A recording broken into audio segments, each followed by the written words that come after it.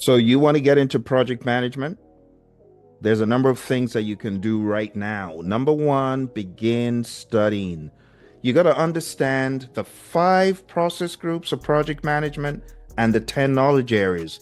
The reason why you need to understand this is it's going to help you to frame your ideas and frame your thoughts when you go for project management interviews. You're going to understand what project managers do. So I would like for you to spend some time reading in the comments below additional links I'm going to provide that can help you understand project management. First of all, understand the definition for project management. Write this down. Project management is the application of knowledge, skills, tools, techniques, leadership, interpersonal skills, and all you've got to a project to deliver the desired outcome and goal. A number of things I mentioned: knowledge, skills, tools, techniques, interpersonal skills, leadership, everything you've got.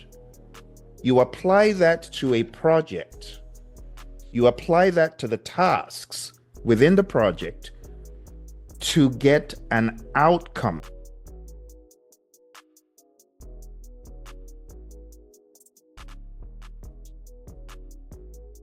And if you're going for an interview, if you're trying to break into project management, you need to understand what it is.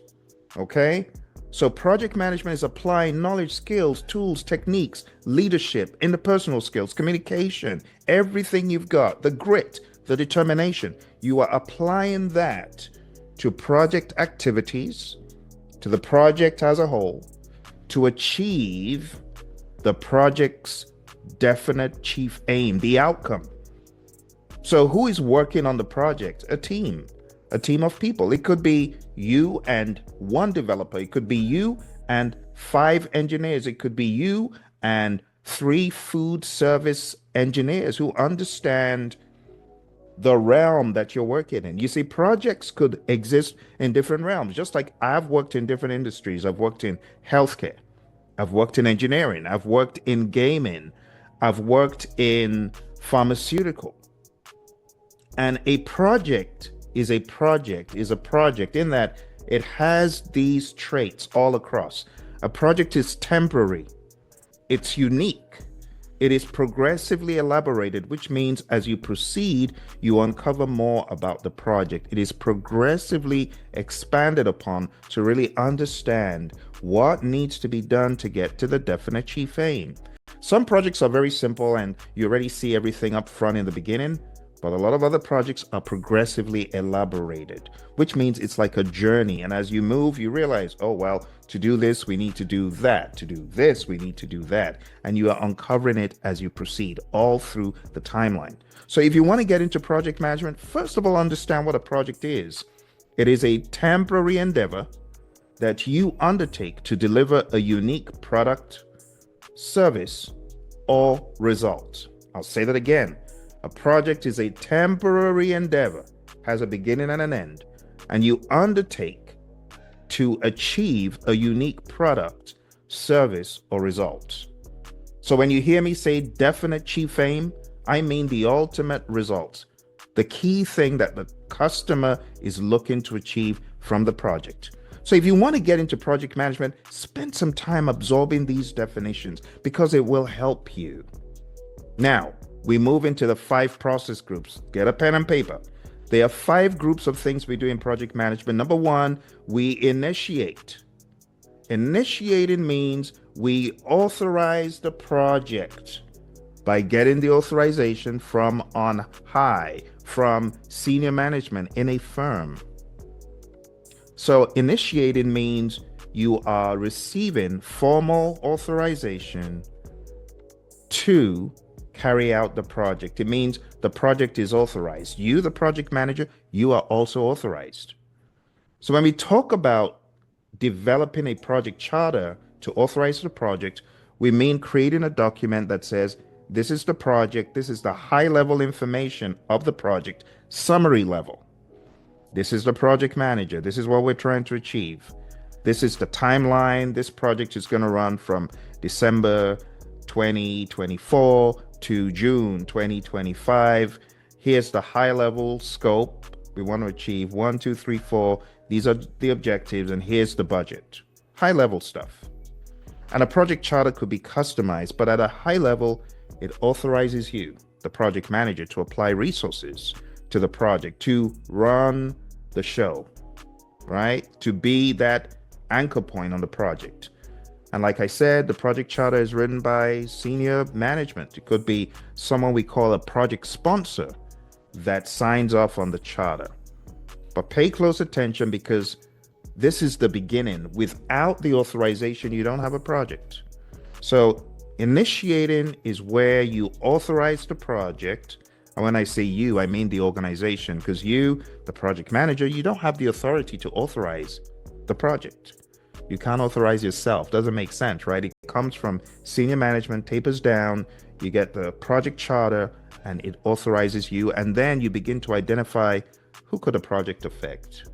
Who are some stakeholders who the project could affect? That's the next step. Still under initiating, all right? So initiating is the first process group. Second process group is planning. Planning is focusing on all the dimensions that need to be planned. Think about a simple kitchen remodeling.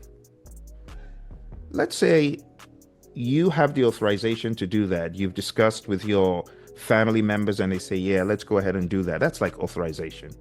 You identify who could be impacted, maybe homeowners, maybe additional family members. Good. But you get into planning.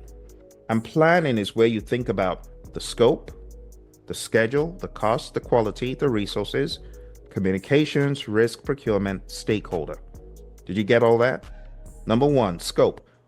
What is the finite work that's going to be done, and what is excluded? What is included? What is excluded? What is a scope? Think about a telescope, right? Then we think about the schedule, the timeline. Think about a clock. How long should this take? Then we think about the cost, and then you got to manage the cost.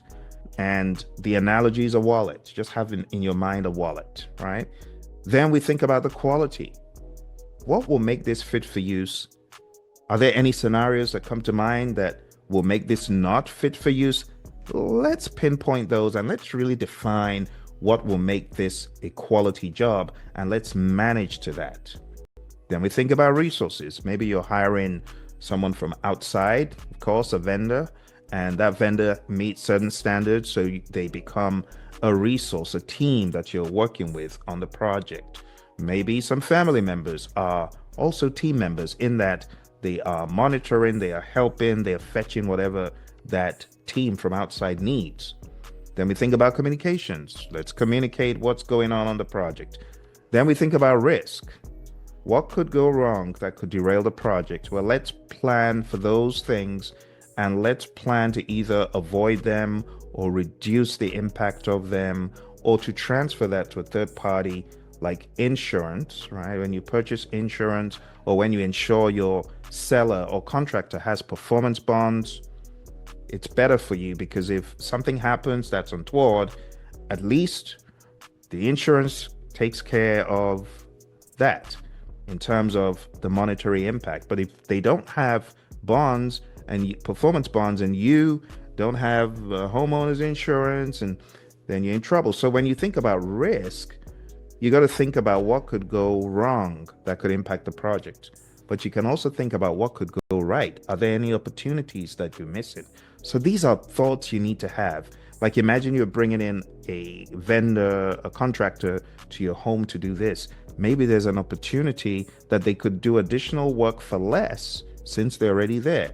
That could be looked at as an opportunity that is outside of the immediate project, but it could be an opportunity that you want to explore, right, for some additional work.